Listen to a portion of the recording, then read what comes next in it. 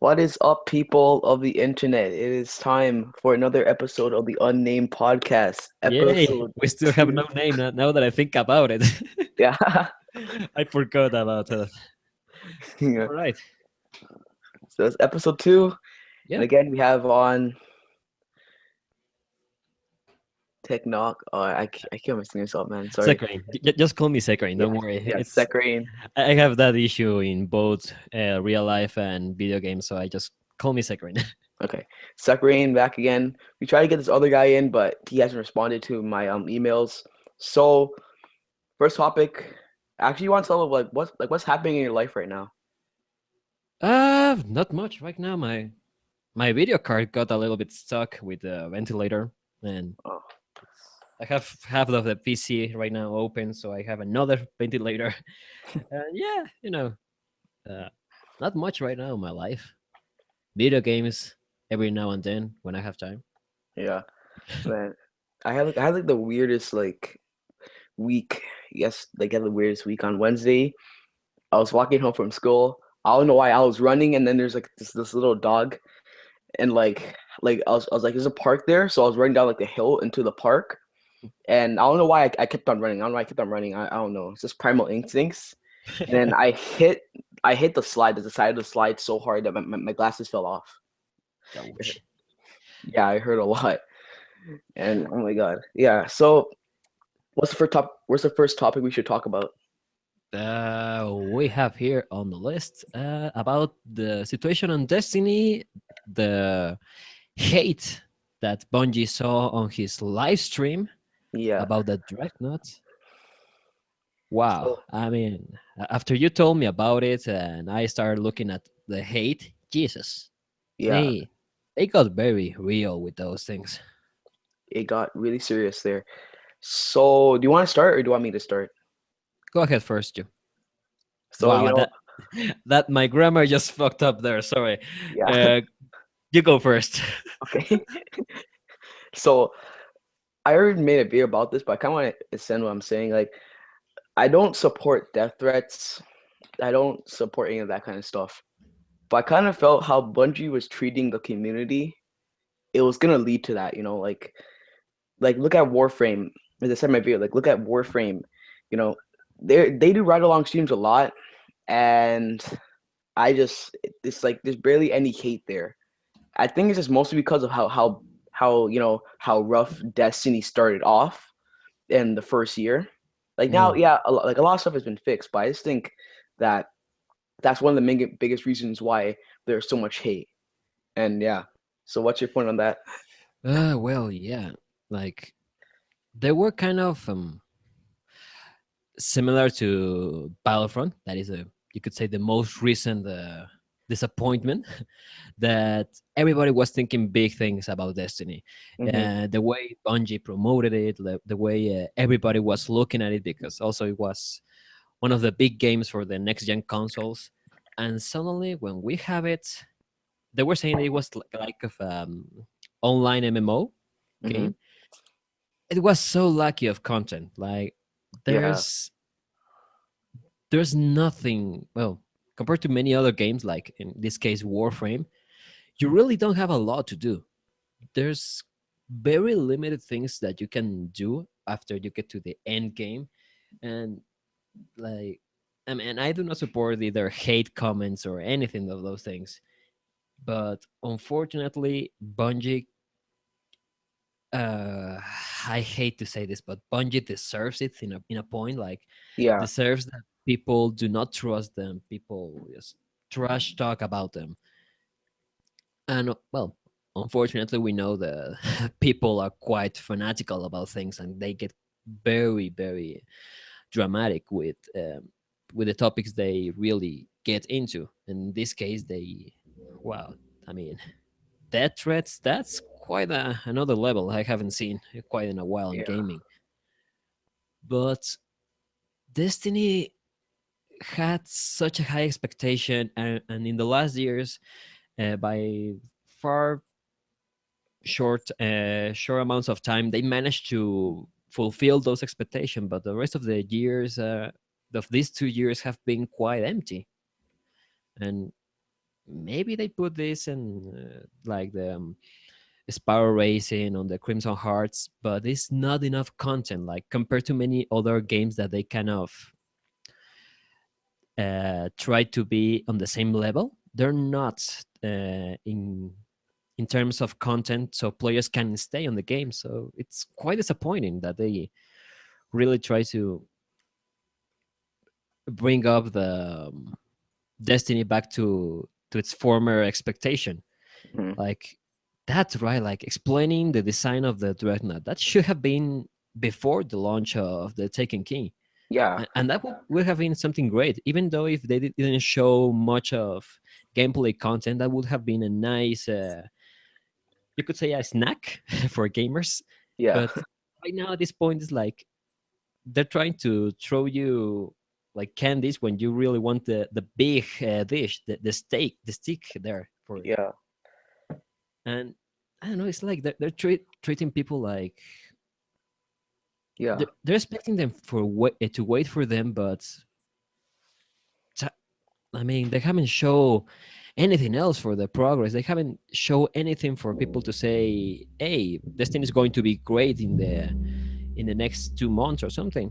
They haven't shown anything. So what we can expect from Destiny? No idea. yeah. Like, you know, I really want to love Bungie, but like sometimes I hate them. Like as I said in my video, I think Bungie has a bad reputation right now because like Yeah, even in the community, a lot of people hate Bungie because like they lied about this. They lied about something like how like the Ninja patched the multiplayer, so it worked by connection only. oh yeah, No, actually, it was skill, and now like led like some crazy ass lag. Like every game is just people just lagging all over the place, and they lied about that. Like they literally said up straight into our face, and they lied about that. And I feel like that like games like these need really big communication. Like we need to like we have to trust one another in order for yeah, this game to prosper, right? And like after that, a lot of people just didn't like did like Destiny, and like after this whole content dry out and how they're just leaving us in the dark with like like we know that there's a DLC coming on, but we don't even know when, and that's like one of the things. And yeah, like right now, I'm trying.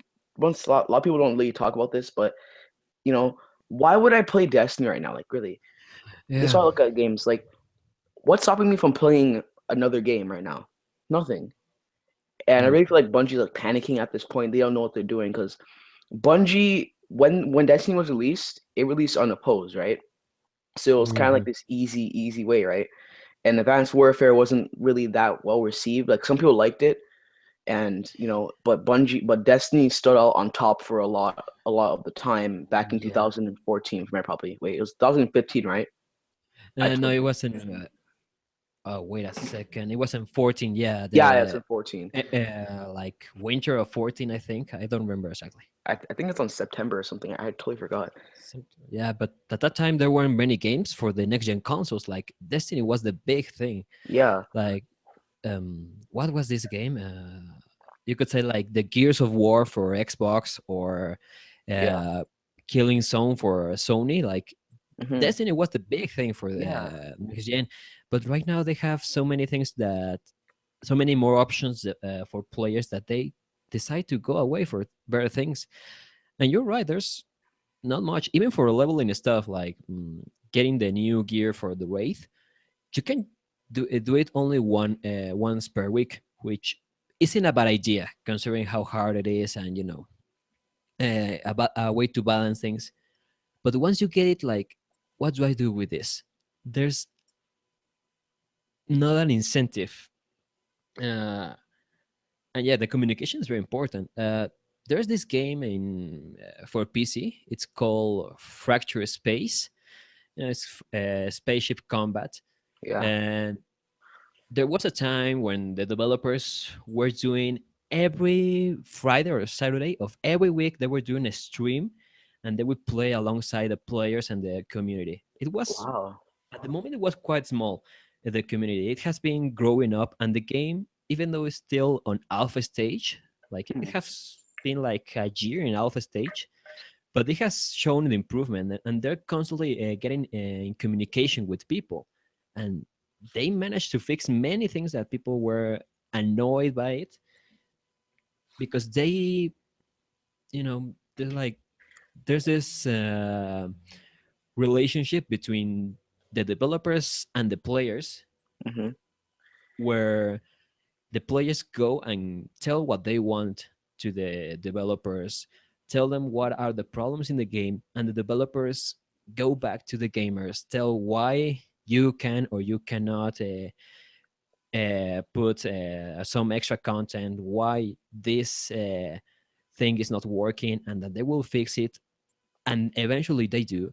This is something that Destiny doesn't seem to have, Yeah. and it's a big publisher. Bungie has, well, yeah, still has a big name thanks to Halo, thanks to Mm-hmm. Marathon, all the games they have been doing, and they're quite good games. But with Destiny, they just, I don't know, it looks like they wanted to tackle something so big Mm-hmm. and fail, and right now they're just trying to hold on to it, and it's just slipping away. Yeah, man. Like as you said, they really aren't listening. And like there's one time like some people are saying, where like basically White Knight saying, oh, if you want to express your opinions or try to ask Bungie to fix something, please say it in a calm and polite manner and civilized manner, right? Mhm. But the thing is, as you said, Bungie isn't listening. There's one time, remember the Fogoff strike?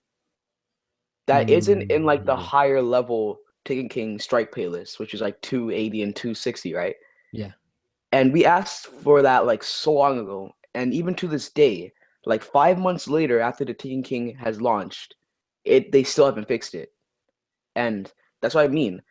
And I don't know, I could be alone on this one, but I feel like the people who can be the most vocal aren't. And that means like the Destiny YouTubers. Mm. I feel like they just don't try to like actually, you know, try to actually like help the game. Like there's Planet Destiny who tries, man, but and like so many other people, but the main person I think does the best, which is Rick Hackich HD. He does a really good job of just giving it the truth, no BS, just like no, just basically telling how it is. And the reason why I think not a lot of Destiny YouTubers do that is because they want that exclusive gameplay, right? Because as a YouTuber, that exclusive gameplay Ah, is man, so that's, valuable. yeah. It's so valuable. Like that can get a lot of views, a lot of subs, and that can really grow your channel. But I feel like there has to be, as I said in my video, there has to be like an equilibrium between them, right? We have to be Mm. able to criticize a game, but still get that exclusive gameplay. You know what I mean? Yeah, yeah, yeah, I understand, and it's, well, it's quite difficult. Personally, I do not follow many YouTubers that do Destiny content, but uh, it's saying your opinion without any, censoring yourself. So you are in both good terms with the developers and the community is quite hard, especially when the game is being bullied so hard by the community. Hmm. And I mean, right now, that exclusive content, that the first footage of the new DLC is going to be a gold mine for any YouTuber that involves himself in Destiny. And keeping yourself in good terms with the developers is not bad. I cannot say it's good or bad idea. It's just an idea, and it is going to work when we see the new content from Destiny. But in the meantime, the YouTubers are putting themselves in a very fragile situation. Uh, I just noticed, like, I think was yesterday. Yes, it was yesterday. I just noticed something that it might be just a little bit detail, but it means something huge. Uh, I think we have said about him, Daro from Yeah, YouTube. yeah, He's no longer called. His name in YouTube is no longer Daro yeah, Does Destiny. It's yeah. just Daro. Because he realized that Destiny is not the way to go as a channel. Because right now, there's a content dry out, and that's why he went to see more new horizons to make sure that his channel still lives, right? Yeah, and that's something good. I mean, he's evolving, and at least I have seen in the comments a few times I check it, they're really accepting it. Hmm. So staying, you could say, 100% loyal to Destiny right now is not as a good idea as many people would think. Even when this new content appears and Destiny kind of rises again from the from the ashes, Yeah. uh, in the meantime, you're going to have to deal with a lot of hate from the people, Yeah. and doing content that I mean, both negative and positive comments help your channel. Uh, it's not so nice when you wake up and you see your inbox and you only see comments that are negative, that are insulting you and insulting the game and being quite salty about everything. It Hmm. doesn't help you for keeping the content. So either you just ignore it or you just fight against the community, and then you just it's like how is this word called, an stagnation where you just cannot do anything. Yeah. You're just suffering, and the point of being a YouTuber is not that. I Yeah. mean, it's not also to be the most glorious thing ever, but it's just to do things that you enjoy, and if you do not enjoy it, well, Yeah. Why then? Why are you doing YouTube then? yeah, just go and do other stuff in YouTube, or just don't do it. Hmm. Fortunately, Destiny right now is not a good place. It's not a good game to do videos about, to do content about it, and like ignoring the situation is probably one of the best things that some YouTubers can do right now to protect themselves from the hate of the community, and to assure that new footage for the game. Yeah. You know, before I said like in my video, I said like my opinion was on it, like why aren't you guys like addressing this content or like why aren't you like saying, what the fuck Bungie or something like that. But as you said, man, I like I didn't think about that from that way, right? Because then you're gonna get a lot of hate. Like a lot as a YouTuber, you do get a lot of hate, but the amount of hate that they probably do get from so many people saying, "Oh, you're just a D sucker," ever, right? You like y'all, you're a sellout, you're a money whore and all that shit, right? Hmm. That is very tough on some people, right? Because I'm pretty sure 95% of the people who are doing YouTube enjoy doing YouTube. These Destiny YouTubers do love Destiny. They really do enjoy it, but at the same time, they're thinking about the future of their channel. And Yeah, yeah, so that's why they want to make sure they're still in good terms with the developers and in good terms with the community. As you said, it's just really hard to balance one, right? yeah, So yeah. Do you want to go on to the next topic? yeah. We should move. Next topic: Battlefront. The new maps, new content, new everything. Finally, Battlefront is becoming a full game. Seems to be. Yeah. See, I think a lot of people didn't like Battlefront. It is because of its lack of content. As I said in the last podcast, I think Battlefront is amazing at like it fails at certain points, but is amazing at some other stuff, right? It's Hmm. like again, like if you want to feel like you're in a fight on Endor or Hoth or wherever, It's Battlefront is a just game for you, right? yeah. Even So with the basic controls, and that it's not very in depth in many of the gameplay. yeah. It's accessible to a lot of people, and that nails perfectly for Star Wars. That is, you could Hmm. say, a family experience. And even with those basic things, the gameplay in general, like Walker Assault, Conquest, and Turning Point, that is amazing. I wouldn't thought that it was going to be so amazing, but it is. Uh, those little mechanics that the game has makes it quite unique compared to other shooters, and it's it's really good. Well, leaving apart the lack of content it had, and I know with these new maps and these new things, it's taking a good course. Also, Yeah. considering it's a game that was published by Electronic Arts, having free content from Electronic Arts, Yeah, EA, like it's it's uh, very rare. yeah. I don't know if they're really desperate for the game, or I don't know. I really don't know why they're doing free content. I'm very happy for it, but it's so weird, and it's an approach they had never taken, and it might work out, and I hope they implement it in many other games. uh, I mean, I know the big updates like the what was it, Bespin and the Death Star DLCs are coming up. They're going to be DLCs. I mean, you will have to pay for them, but still, that is not segregating so much the community like in the non DLC players and the DLC players. That's pretty. That's pretty good. It helps the game to keep it alive. Yeah, like as you said, I'm really happy because again, like I see like every gaming community as like something for like a place for someone, right? Because everyone has their own kind of different taste of games, right? You know, if I even if I don't enjoy Battlefront, I really want to know. I'm like I'll be really happy if someone else enjoy Battlefront.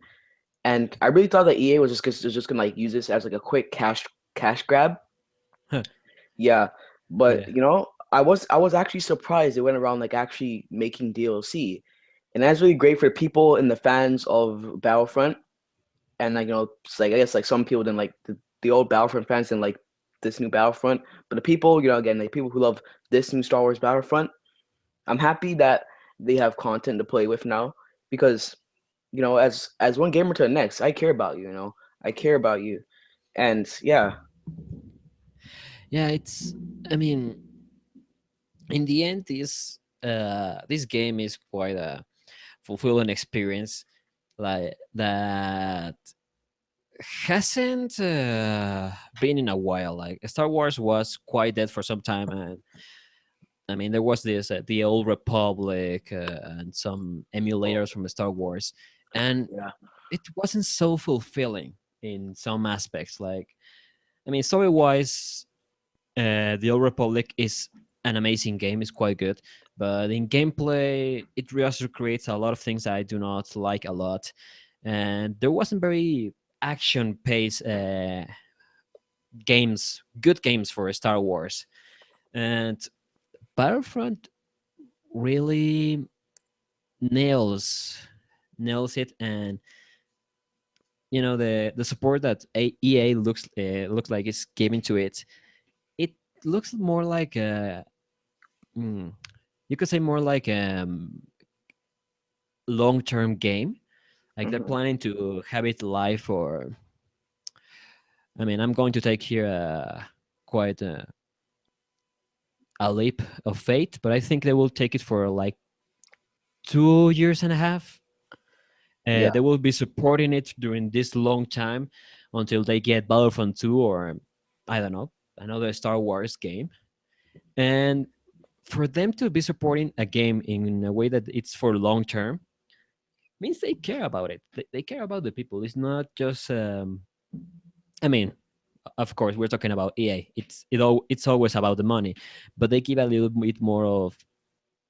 Mm, they care a little bit more about the community and what people say about the game, which is a very crucial point for selling. I mean, if your game isn't, people do not enjoy your game, they're not going to uh, promote it with other players. They're not going to say, "Hey, this game is good.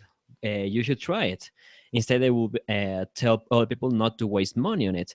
But if the game it's fun enough, has things that people can enjoy, and also has this free content where people do not get divided between the DLC and non DLC, then people start like sharing about the game more, and ultimately the game sells more, which at the end of the day, unfortunately or fortunately, it's the one of the main goals of making a game. And it's quite a smooth and nice move from Electronic Arts compared to their classic approach of uh, tons of DLC for everything. Yeah. So you want to move on to the next topic? Yep. Let's see. Mass Effect Andromeda got Oh, delayed. I mean, Mass Effect Andromeda. I like a lot Mass Effect series, but right now I do not understand what the hell is going on with BioWare and Electronic Arts. God damn it, Electronic Arts is in everywhere right now. Okay, so continue with the topic. okay. Like Mass Effect lost the develop team lost the lead writer. They lost Damn. someone in the direction of the development, if I recall correctly, and they got delayed another year. Another year? Yeah, it says it's Holy going to be until 2017. damn. Like, what is going on with Mass Effect? I mean, they didn't. They had their little mistakes on Mass Effect 3 with about the story, but in general, it was a nice game. So, I mean, this all these problems might be because there's big disagreements inside the development team about the story, about the gameplay, or something. Or BioWare is going through some hefty situation right now, Yeah. which could eventually lead to the um, you know to Closure of them? closure of the company and Mass Effect being like no more, which is something weird as there's no more information about it. Like if you search on Google or YouTube or anywhere, the only official thing about Mass Effect Andromeda that has been out was the two trailers they got out, and that's it. Wow. And it has been almost a year since the announcement on E3. Damn. So I I we have seen things similar to some games like they remain silent sometime and they say something in expo or something, but right now Yeah. BioWare has kept everything inside, hasn't said anything, which could mean a lot of bad things, unfortunately. So, I'm not really a fan of Mass Effect. I'm pretty sure like if I played Mass Effect, I'm pretty sure like I'll probably get really, really into it. But as you said, like for me, the delayed games, like when you delay a game like once, it's okay. You delay a game twice, okay, that's kind of weird. You delay a game three times, it's like, really, guys, really, why you keep on delaying this game? If you weren't confident, like, to me, I would never like try to, like, if I was working in a game development company, I wouldn't like try to release a game or like try to give a release date until like we're like at least 70-75% done of the game, right? But as you Mhm. said, like Mass Effect, like I'm pretty sure you love Mass Effect, right? Yeah, Yeah, I like it a lot. Yeah, in general, I love BioWare games. They're quite good. I feel like it's a big slap in the face to people like you because like I understand that 1 year person's left, but like whole year, you're telling me that you're gonna need a whole year to finish this game. I don't understand that. Yeah. Like there has to be like some huge big bugs, and I'm pretty Yeah. sure it wouldn't be hard to find another person to do the creative lead inside of your own development team. I just feel like right now, I guess like there's like in some like rocky, I guess like on a bumpy road with what they're doing, and like I understand like why like a lot of people are saying, oh, um, you know, um, delay a game because we don't want it to be buggy as hell, right? We want the game to be finished and polished. And for that kind of reason, I do understand that. But again, a whole, but like if it's like that long, Yeah, a whole that year means means something went totally wrong on the game. yeah, Uh, I have heard about bugs like almost breaking the game, but they managed to fix it up. There's always a way to fix up things, yeah, even if you had to change some mechanics. But there's a way. A whole year, what it means? Like, I mean, it's quite a vague idea of what is going on inside, but it doesn't say anything good. And as you say, development for a big team like BioWare and with the publishing of Electronic Arts, you really don't have much of a problem about uh, getting people to do things. They have the people to make a game relatively fast, yeah. but then these delays, put in risk. Commonly, games that get delayed have some rocky issues at the beginning when they launch, and that's in the in the best situations. So situations, well, they got delay until they say, well, we cancel the game, no more. Hmm. And Mass Effect, well, seems to be going through that direction, which Which is for yeah, it's not kind of nice. sad. Yeah, man. But like I don't to me this I don't understand like why did they talk about it in E3 and then this left you in the dark. Like it would have made more sense to, even from a business standpoint and from a consumer standpoint, you know, hyping up a game will boost up your sales and no and but also the expectations of your fans.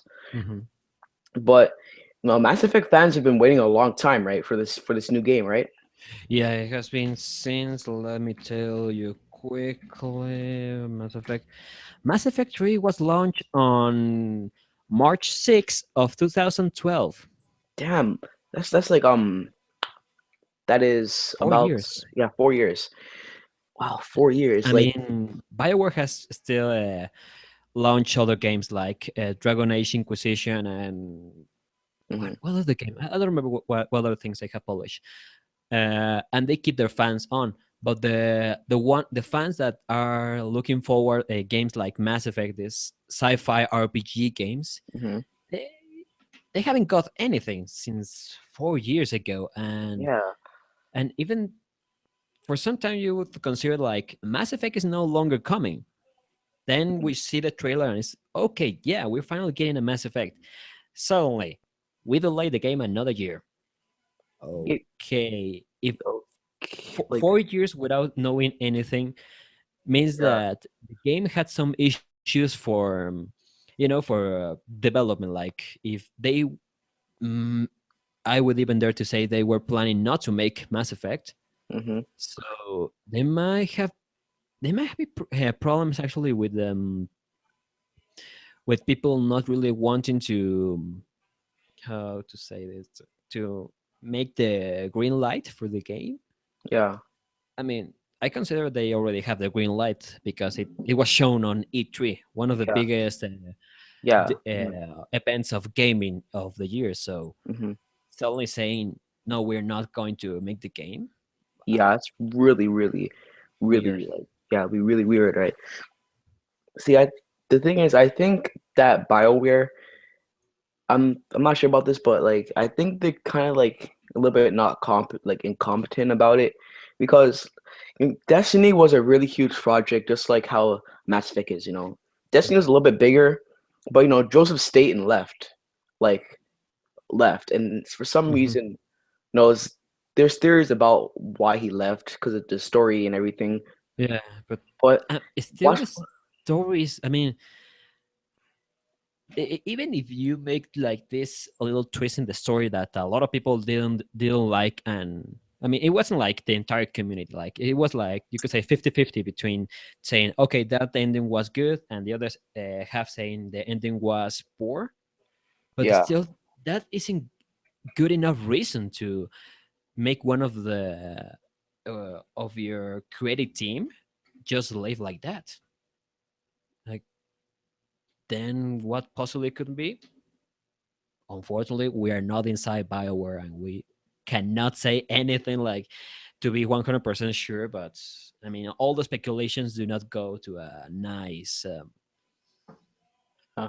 I Uh, think I think maybe like probably isn't happening, but the biggest fear I think I would be worried about is EA was taking over some artistic control of the game, which is bad. But you know, hmm, that's very unlikely though. So you want to move on to the next topic? yeah. All right. So continuing with the direction of games, Pokemon just announced Sun and Moon, and along with that, we are waiting for news about Pokemon Go. Oh yeah, So Pokemon Go. I forgot about Pokemon that. is quite a hell of a franchise. Yeah, Probably, I would dare to say as big as Mario. yeah. Pokemon played. And well, I mean, in Japan, is holy crap! It's like has an immense strength there. Like there's so much. Like there's literally stores dedicated entirely to Pokemon. And for the first time, we're getting you know a Pokemon game for a platform that is not from Nintendo. We're getting games for the mobile, like Pokemon Go. Yeah, But still, Nintendo has the supremacy on that franchise, and I think it's going to be like that quite some time. But I think they should start like looking for to expand to new platforms, because there's a big deal about Pokemon games that they show up a new how these are called regions, like Kalos region, and I don't know any more names right now. Uh, it's Kento, Johto, Hoenn, then Sinnoh, then Unova, if I remember properly, then it's Kalos. and the problem with this is like, well, when are we going to have a Pokemon game where we have all these regions connected? That's what I'm saying. Like I was like always sitting here thinking, when are they gonna make like a master collection of like all the Pokemon games in one, right? Uh, it's, I mean, that would be like the biggest hit uh, they could make. And right now, Pokemon is in a position they have their own company dedicated entirely to it. Yeah. Like it's they have the power for it. So what is stopping them?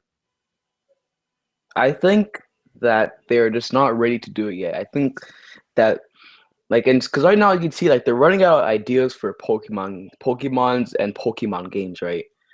Like Yeah. like one Pokemon was literally like the shape of a garbage bag, which was kind of weird. Yeah. At one point, the Pokemon's got some weird design. Like you see them and you just start thinking they really had out of ideas. Like Yeah. that point of the conversation was so uh, boring that they just look up and they said, "Oh, we're going to make a chandelier Pokemon." Oh yeah. And there's one actually. I'm not kidding. It's Yeah. I don't remember the name right now, but there's one. Uh, I think there's a key Pokemon too, which is just weirdly weird. yeah, it's a kind of some keys. It was weird when I saw that one. Yeah. Uh, but I understand it's difficult to come up with new ideas. Yeah. Sun and Moon. Some people say it's lame because they already have two Pokemons that are rocks and they look like a sun and a moon, each Oh one yeah. respectively. And it's like, well, what's I mean, Sun and Moon? What Pokemons they're going to bring? Like, you have in uh, Ruby and Sapphire, you have these. The legendary Pokemons are one of fire and the other one from water. Uh, J and X, the Pokemons have this shape of those letters, And and so on. So, what is the idea behind Sun and Moon, and why specifically they announced it the day Pokemon the Pokemon birthday. I Hmm. mean, I if we think. go into speculation, sorry for interrupting, Sorry, uh, it's we okay.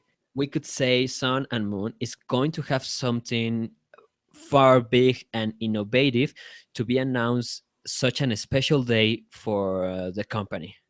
Hmm. But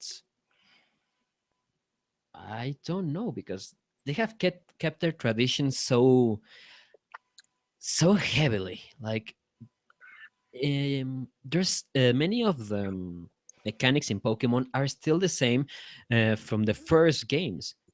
I mean, they're no bad. They're not bad. They're quite good and relatively simple to understand, and they're solid mechanics.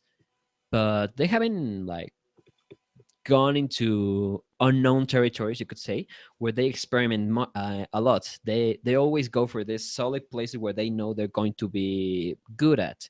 So maybe we're going to see something like that in the next ones. Maybe not. Maybe we're going to fall into space. I don't know. Would be nice. Yeah, nice. Yeah, you know, to me, I just really want a regular Pokemon game. Like, I want it to be like add some innovative things because games will start getting boring. Like, look at Call of Duty. Oh Not a lot yeah, of people are liking that game. Like, yeah, like it's yeah, some stuff the enhancement ability is innovative, but it's starting to get boring because it's the same thing over and over again. And after Destiny, I do not like repetitive things at all. So, so, yeah. so I hope they add something, but I hope that they still, still have that regular Pokemon feel, like how all the other games are, right? That's a little bit hard. Like, uh, which one is a good example? I think I would dare to say Halo 5 is a good example of that. Yeah. They managed to keep, at some point, I haven't played a lot, just with a friend, and they have managed to keep the Halo feel on it, but like with aiming down sights, with selecting your gear before battle, buying stuff during the battle. Those things that, if you think about it, are breaking points for Halo. Like if you add them, like in the raw form, you could say Halo would stop feeling Halo. But they managed to make it in a way like a little bit subtle way, you could say, and Halo still feels Halo in multiplayer. But for Pokemon, I mean, I think it has been 20 years of Pokemon, if I recall correctly. How are you going to innovate, like make your gameplay different without antagonizing with probably a huge portion of your fans? Mm. Like these fans right now we're talking about are were kids back in the 90s, were like teenagers in the 90s, and they love Pokemon because they're the way that it felt, and they have been following Pokemon all these years. Now if instead of, I'm going to say something stupid, but just to clarify the point, instead of running with B, you run with X, it's going to blow their minds up and it's going to cause a lot of controversy. Yeah. And how can I mean, I'm not so creative sometimes, but changing the basic mechanics of Pokemon to make the feel new, it's going to be quite hard to for the company. uh, they're so traditional even in gaming, like Yeah. there's so many things of Pokemon that has translated to gaming itself, and changing it is going to, I don't know, many things can happen. And for a franchise so big to have that little bit of a slip and fall down is something that I do not want to see, especially because I like Pokemon. As you said, Nintendo is really trying to follow their tradition. Like they really go by tradition. Like look at the Wii U. The reason why the Wii U's life cycle ended so quickly is because they didn't want like they didn't try to follow with the new times, right? Mm-mm. They made a really not that powerful console and really didn't like try to get any because like look at Call of Duty and so many other games, right? Mhm. They like Call of Duty Black Ops 3 or whatever, right? Call of Duty, some Call of Duty titles got on the Wii U, but really barely nobody played them because they are really known for being bad ported, like really ported badly and Yeah. not really well maintained. So that's basically but so basically, a lot of people are saying, Nintendo, you gotta like come to your senses now, and that's why I think the first step is with Pokemon Sun and Moon, right? If they acknowledge that doing the same thing over and over again and going by the old tradition isn't gonna get you, it isn't gonna get you money, isn't gonna get you sales. It's going to become, you know, like your fans will, like your old fans, like me and so many others will like that Pokemon game, but you have to expand your horizons. Yeah. The idea of a company is to grow and the profit from it, right? So so I think that they have to add some new elements in the game, like that. Like yeah, some people will hate the new Pokemon Sun and Moon if it's adds a little bit new things that are from like now, like it's like the gaming industry now, Mhm. and that's what I think. That's what I think I'm kind of worried about. Like I think they just might just stay to the same, not expand the horizons, just be stuck in like this altered world where they think that this is the old days, where like back in the GameCube days and all that stuff, right? Where like it doesn't matter how powerful your system is, right? Like because like back then games were pretty easy to run on like the old systems because again they're really old. But Yeah. now with all this new games and all this like virtual realities coming up, like as they already announced Nintendo NX, but that thing has to be as powerful as the PS4 and the Xbox One in order for it to compete. Mm. Because those like are the three main consoles. It has to be a competitive. It's gonna be really competitive with them, right? Yeah, but Yeah. the weird situation about Nintendo is that you see all this competition between different companies, between the different platforms, the eternal conflict between the supposedly PC master race and the peasant console race. Uh, is that Nintendo is on their own way.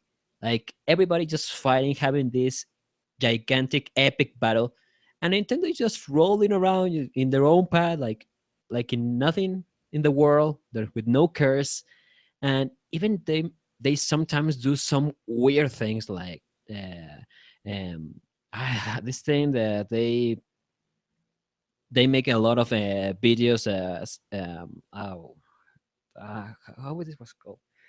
Well, they block many videos because they weren't paying the rights and all those things. Even with all those weird things they do, Nintendo is probably one of the most solid companies around for gaming. And and even if their systems are not as powerful, technically speaking, as Sony's or Microsoft,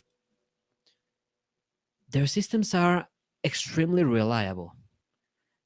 They are, I would dare to say, powerful enough for what they want. And even if what they want is not impressive in graphic or in other things, they are simple, they're solid, and they just keep going like that. And I mean, it's good to innovate and to move on into a new areas, experiment, even if you have these failures sometimes. But Nintendo seems to be taking these steps slowly, little by little, but they are quite sure about them. Like they do not fail constantly as many other companies, and they are quite successful. And they know when to drop the big things. Like last year, I know it's not called Firefox, Star Fox. Star Fox. Why is it Firefox? Uh, I mean, a new Star Fox game, that's pretty dope. Yeah. And Nintendo has known how to move the cards, even if all what they do is just little moves and they do not go like crazy like Sony or Microsoft. And that's something that can be appreciated in a industry where people fail constantly trying to be supposedly innovative. And I just don't know. Even though I hope they do something new, at the same time, I want them to keep the tradition. Like, but I'm not still sure if Yeah. what would be the best course of action for them to do, a part of finally making a game where they involve all the regions they have made. Yeah, I agree with you on what you were saying. You want to move on? You want to move on to the next point? I need a little bit of rest. Excuse me, I'll be back. Okay.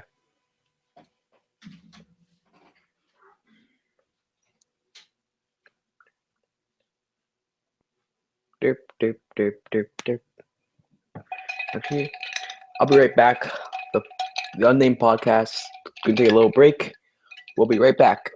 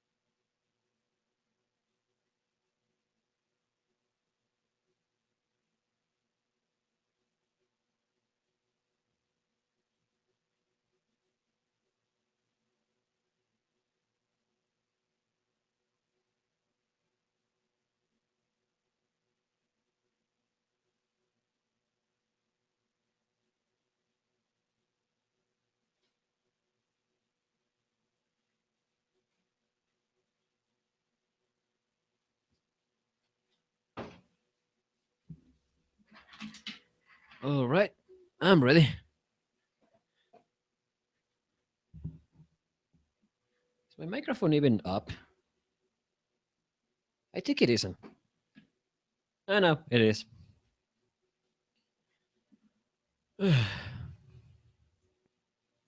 Sorry, we took a little bit of a pause here. Uh, you know, you have to take water in, water out of your body, things like that. I'm back. All right, I'm also back. So, next topic, the division. Oh Is it yeah. a success? Well, I mean, it's not like it have passed a month or something, but even these few days, the division has been out. The reception has been, in general, good. I think. Uh, like story wise, I know it has a story. I played the second beta, and from there I noticed that even the story is quite simple. Yeah. It gets you in. It gets you like in the mood of the game. Hmm. Uh, for the same, I have tried not to look for anything, so I do not get spoiled because I want to eventually play it. Yeah. And it's actually, I don't know.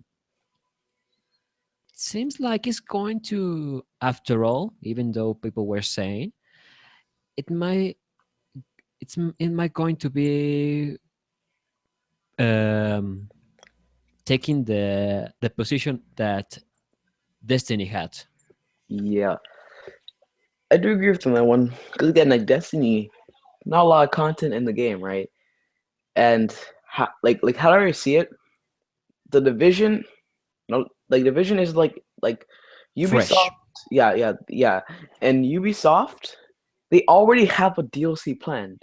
We already know what they're gonna give us from like I think to like 2017, right? And I'm Yeah. really happy that we know what we're getting because people bought the season pass, right? Mhm. That's like a lot of games are not doing that doing that right now. Like the Black Ops 3 Inc. and Destiny 2, Destiny, and I forget one more. And Far Cry Primal.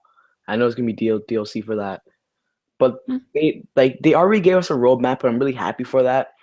I haven't played the Division yet. Like I actually just bought it because I went to the mall to go do stuff, get some new clothes, and I went to EB Games, and I basically bought a $90 game. But well in Canada, it's $90 because it's taxes and all that stuff.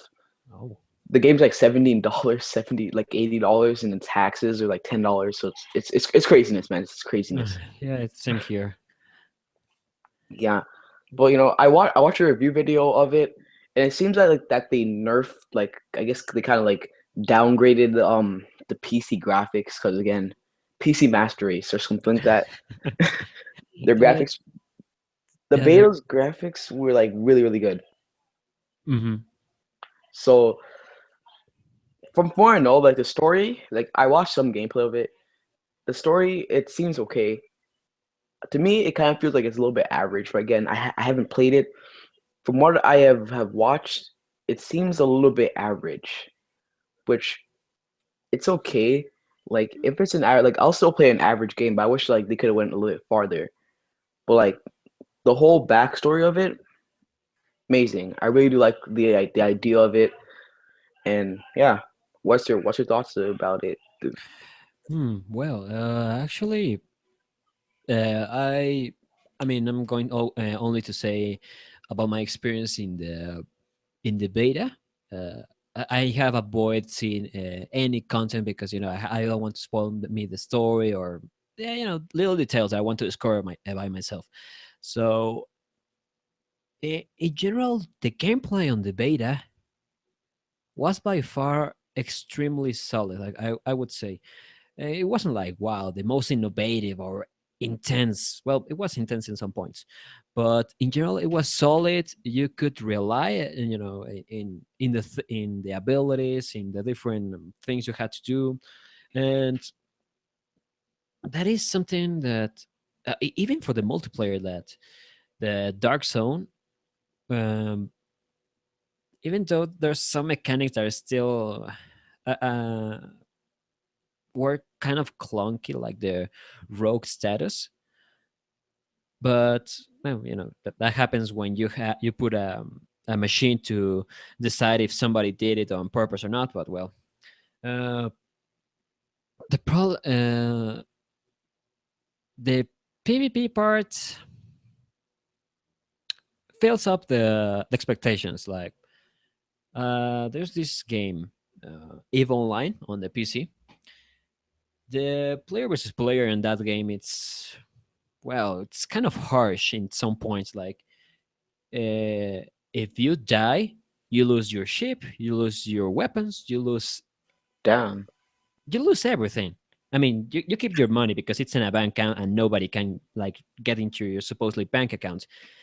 But it's like 3 million credits of the game gone, and you're like, fuck. It's punishing, very punishing, but similar to the division in the dark zone, it's a risk you are willing to take, kind of that way.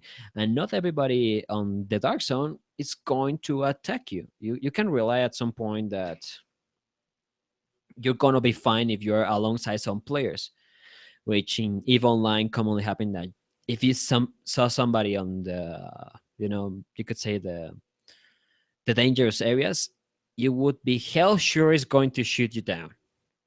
And the rogue status and the division makes it good, makes it a balanced way, though it's not as rewarding to be the one that starts a fight, which is you know kind of balanced point, you could say. You can argue it's good or bad, whatever. uh, I saw, well, a bit about what things you could do and some details. And the game is quite fulfilling. Like, I mean, you finish all the entire story, you enter into the dark zone, and you clear some stuff. You get this new gear, but there are many little corners that you can explore inside. Even in the beta, you had that, and I'm pretty sure it's still on the launch game.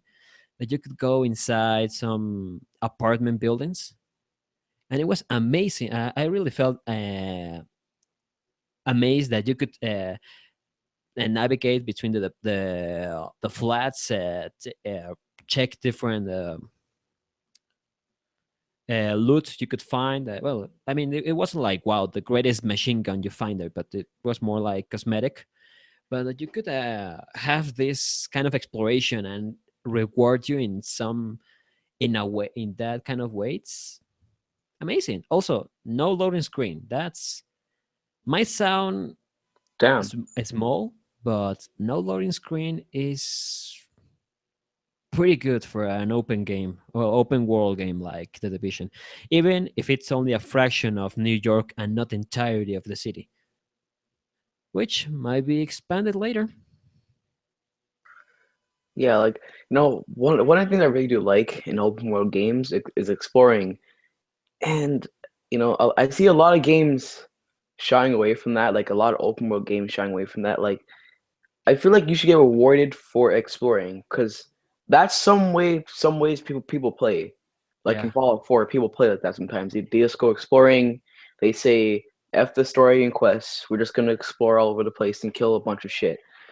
But the only thing I see a flaw with in the Dark Zone is people like just in like these groups and like they're all on their mics, just like, okay, kill this guy. We're gonna betray this guy or whatever, right?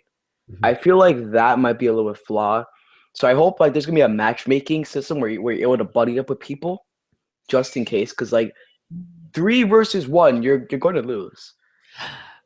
Kind of. Well, I mean, it depends a lot of things because Yeah, compared to Destiny, the Division has a more RPG approach. Where I mean, if you put like 3 people of let's say level 30, but has gear of level 20 gear versus only one player that is level 30 and has the uh, quite high end gear from the Dark Zone. Not talking about the biggest and best gear, but decent gear from the Dark Zone. It's going to wreck the other guys, which it could be kind of a balance point. Unfortunately, you're not going to have that kind of situations quite often. So yeah, you're going to. I mean, it's a kind of a trade-off. Unfortunately, the Dark Zone is extremely dependent uh, to go in groups. Like the groups is going to be always your best option. I actually play a little bit with someone I know from Clan of Destiny, and we played the Dark Zone. It was quite good.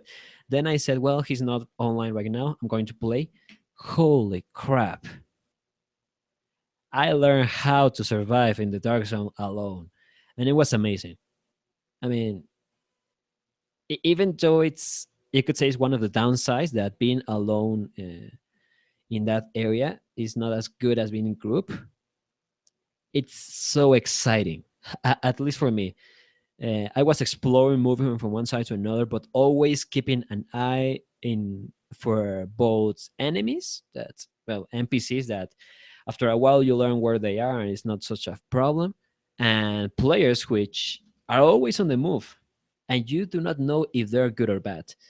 And that is for a solo player, it could be an amazing experience because a trail you're not sure if the player you find in the next corner is going to kill you or is just going to ignore you, uh, or it could be such a horrible experience where you just die and die and die, killed by the same group every time. Which in the beta I didn't. I had something a similar situation, but I managed to kill some of them, and it went quite wild that battle between a lot of people inside that server.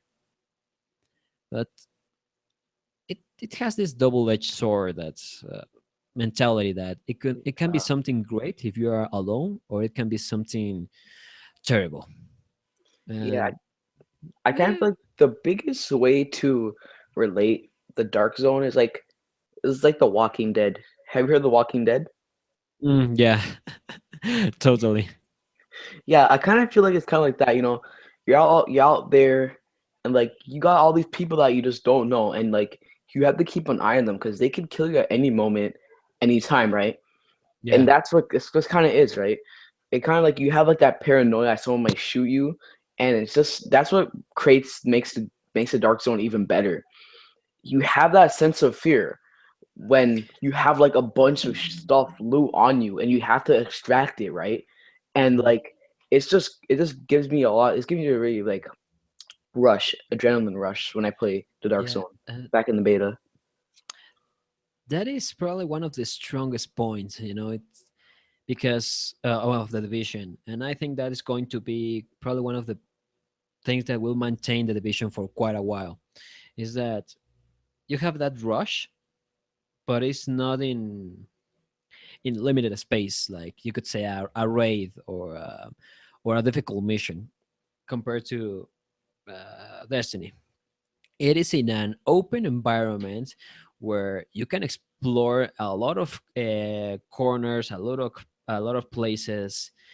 It has more of a it gives you more possibilities, but you always have that sense of adrenaline. There's always that emotion, that thing that can drive you back to it again and again and again. And having so much possibilities and opportunities with that feeling, with adrenaline, it's going to make the division quite a you could say an outstanding game. Not Probably not the best, but it's going to have some strong points thanks to that. Also, it's not only the paranoia you have from seeing a group, is that you find somebody else with the loot and you're wondering what kind of loot he has right now. Yeah, I mean, you could say I'm kind of the good guy.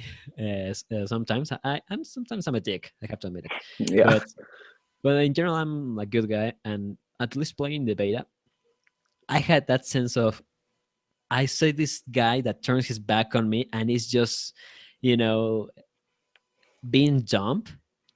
And I look around, there's nobody near, and I just think, hell, I could kill this guy before he realizes he's under attack.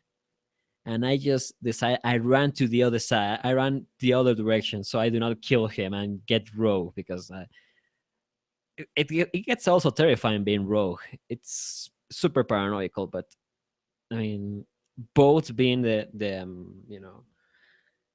player that kills another player and the player that goes only for the NPCs.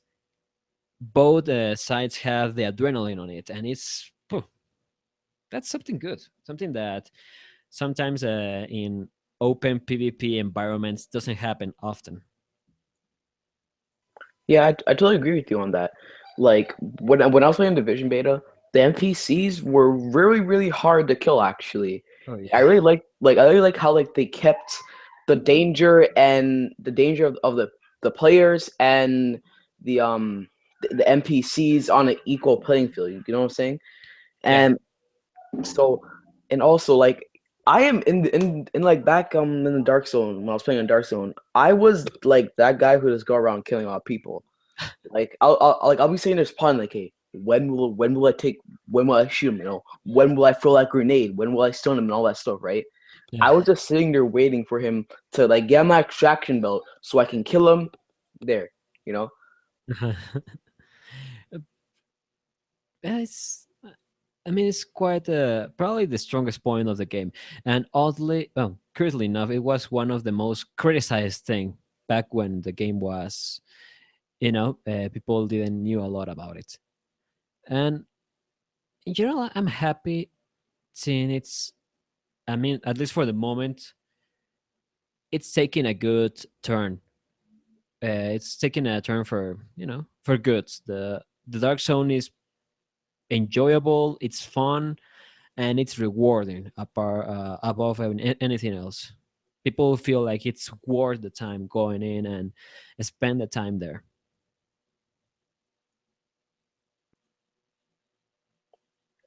Yeah, I agree. I agree with you on that one. You want to move on to the next topic? Yep. The situation in the gaming industry. What are we expecting from the companies? Well, there's something curious about how the gaming industry right now is. Indie developers, this is your moments. Like back in 2006 and 7 was the moment for YouTubers to grow up. Like it was the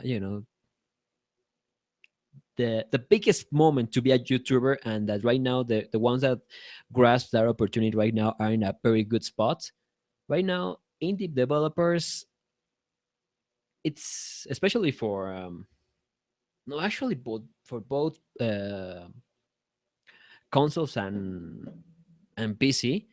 Indie developers have right now amazing opportunities, which is quite good because from there the new the new ideas, the innovations will come. Like there was this game, it's called Firewatch. Uh, it's a it's pretty small, a little bit linear game. It's indie, but man, the story on it. Even though people were like, I don't like a lot the ending, it's kind of inconclusive, blah blah blah. It was an amazing experience, and at the end, that's you could say that's everything about video games. The experience that it gives to you, the emotions it transmits, the things you could say you live on the video games. And indie developers right now are pulling up some amazing games. Like there's also this one, a friend reminds me about it. Cuphead, I think it's called. Uh, the entirety of the game is drawn at hand, which fucking hell, that's amazing. Simply amazing.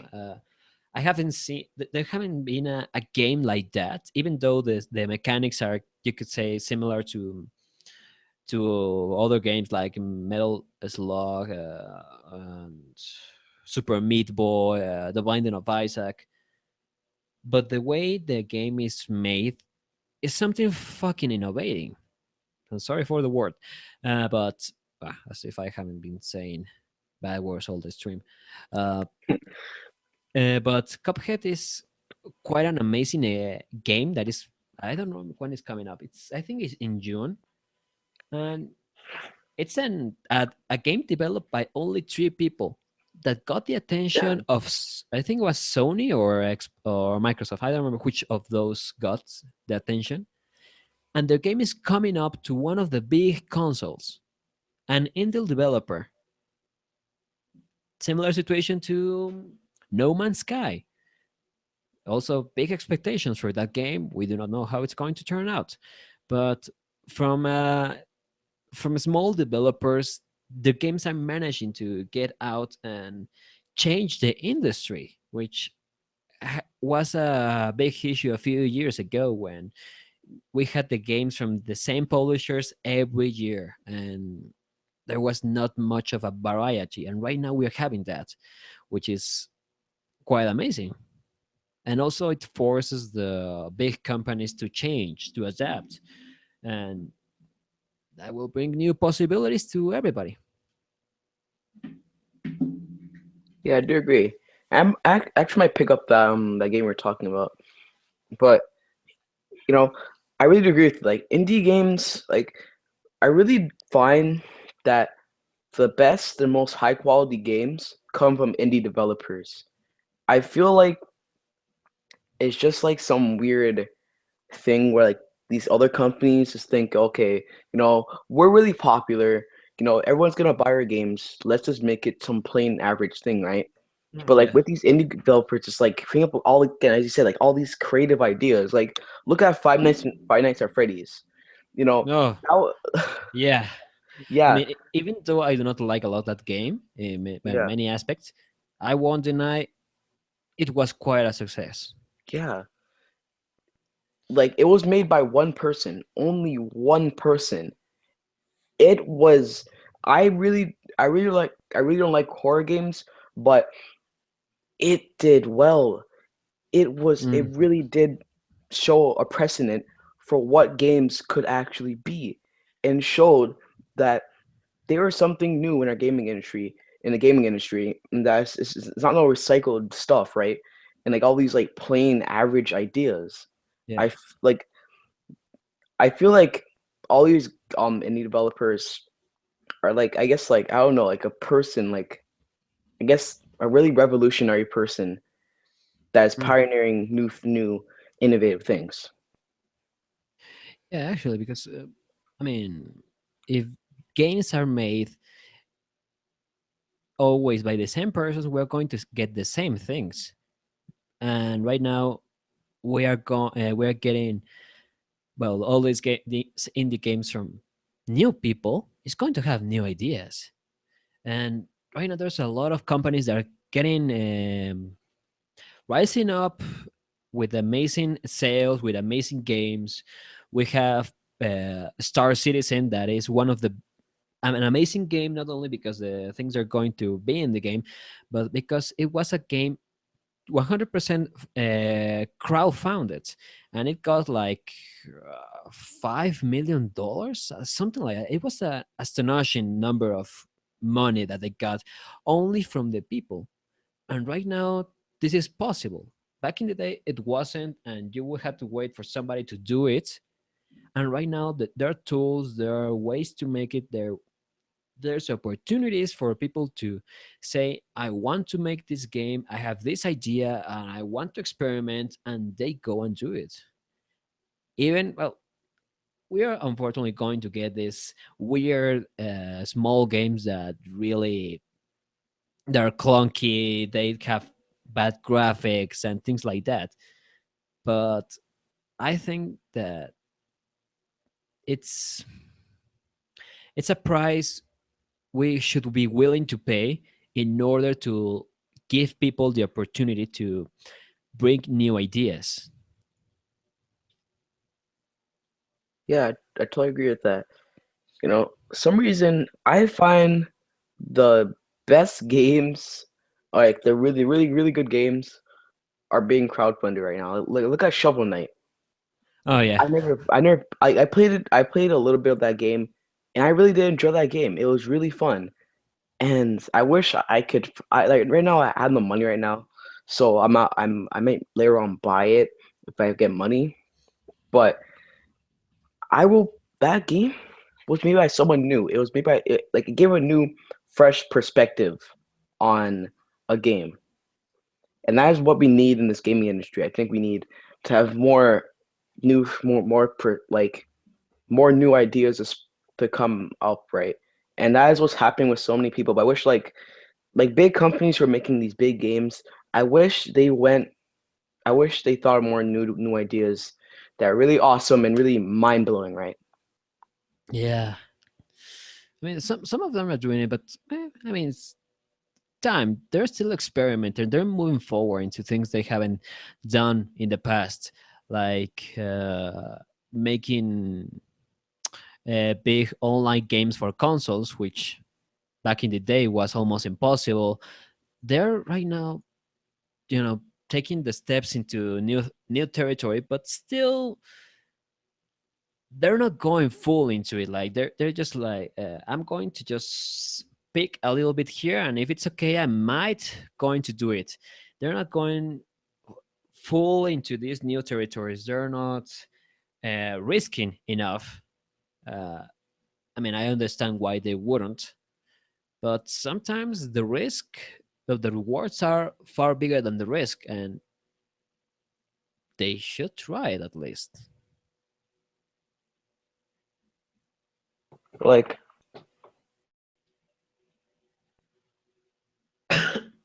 sorry. So like I think what I see like as like a really good step in like new ideas was Far Cry Primal.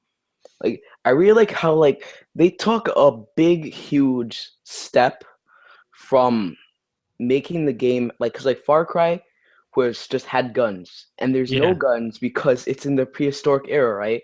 it's amazing. Yeah, it they took that big step, and for me, it's not an amazing game, but it is a game that I'll keep on playing. And like the whole idea that like yeah, it's kind of a little bit bland when it's like really just like this basically only like three weapons in the game, right? Mhm. But which is the club, spear, and the bow, right? But they're still like they have variants of each weapon, and it just makes the game really really amazing, and it gives the game more depth. I'm trying to say, Mhm. and again, they took a big huge leap with Far Cry Primal. And I think they kind of made it, but it still needs a little bit more work. What kind of mean? Yeah, I mean, in terms, well, something that happens commonly is that this year somebody, example, new, well, The Walking Dead came into television. Holy hell! I don't have any problem with zombies, but really, all like year and a half, 2 years, it was everything about zombies, video games, movies, True, true, true. everything. I was like, okay, seriously, just stop. And Yeah, I mean, it took until more or less the past year to let go that zombie fever, you could say, and start looking into new things. And that's sometimes that happens. Like back in the day, all the shooters were about the World War II, yeah, that's all of true. them. Then they move on to the modern area, and suddenly everybody to the future, but well, Yeah, not very sci-fi, but in a near future. yeah, And they all stick into those ideas instead of going outside. When I knew Far Cry Primal was about the prehistoric era, I thought, wow. I mean, that's a quite a leap. mm-hmm. And considering how Far Cry works, like you have all these different guns and you can modify them and do this and experiment and have this kind of technology things. It's only going to a time where, It okay, was you just really have to think out how yeah, you're going to make a bow, uh, you know, something that you can mod to your pleasure. Like, okay, I don't know how to make this spear different from the other one. What the hell we should do? That yeah, makes that puts people brain to work, and that is, I mean, I haven't played Far Cry Primal. I have seen some reviews, and it's not the best, it's not the worst, as you said, yeah, but it nails something. It nails the point that uh, exploring new, both from new mechanics, new themes like this prehistoric era, or even new types of games is something nice. It's something that even the gamers that love the same thing over and over can appreciate, and that gives you an idea of where you can go later on. And that's something that people need, like, see what is the real capacity that sometimes we just miss and ignore. yeah. So another good example of like something that was a breath of fresh air was Titanfall. Titanfall was the first game, if I remember properly, it was the first game to do wall running and enhanced mobility. Or was that PlanetSide Hmm. 2? I forget. No, But I think it was Titanfall, although the first game that had that kind of parkour mobility was Mirror's Edge. oh yeah, yeah, yeah, you're true. But But go ahead.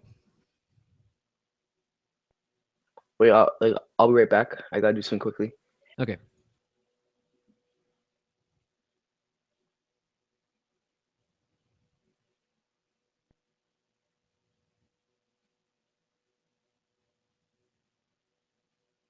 Hmm.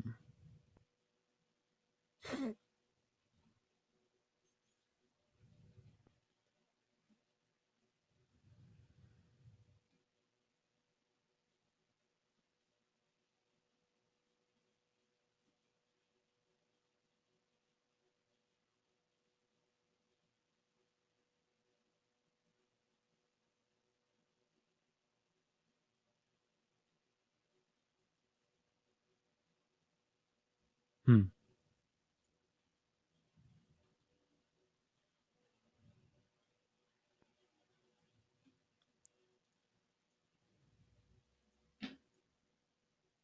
Yet again, I find myself in these little moments, but I do not feel like saying anything special, you know. Yeah, I'm just going to leave this awkward silence a little bit longer. Enjoy it.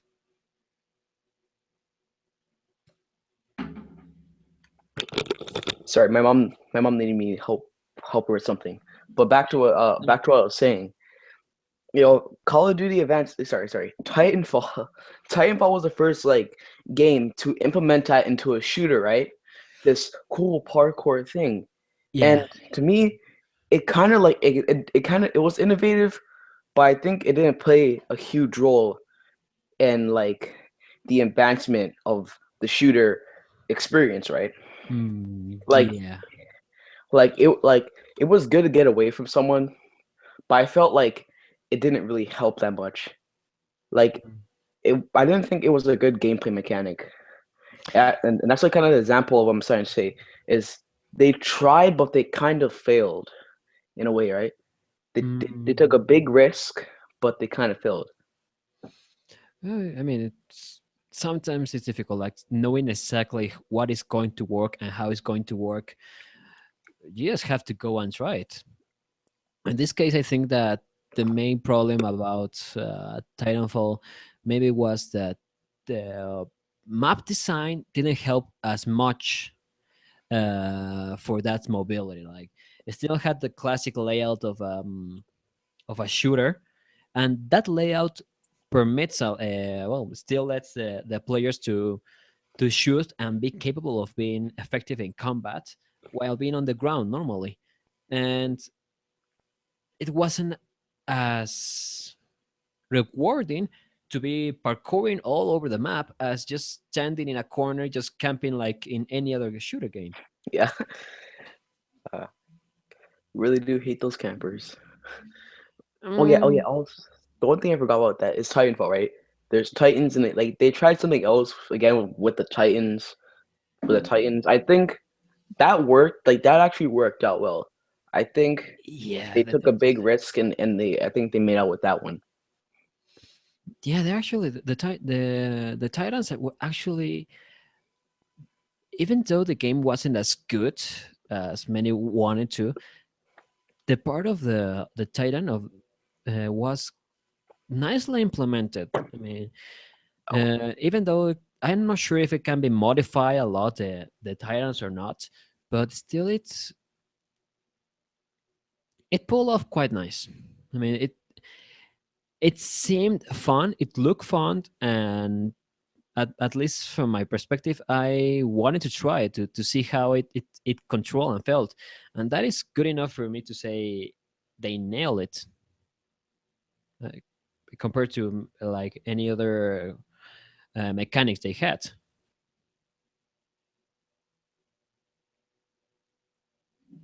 it's almost time for me to go, but I think I'll stay until 7:10 actually, because I did at 7:30.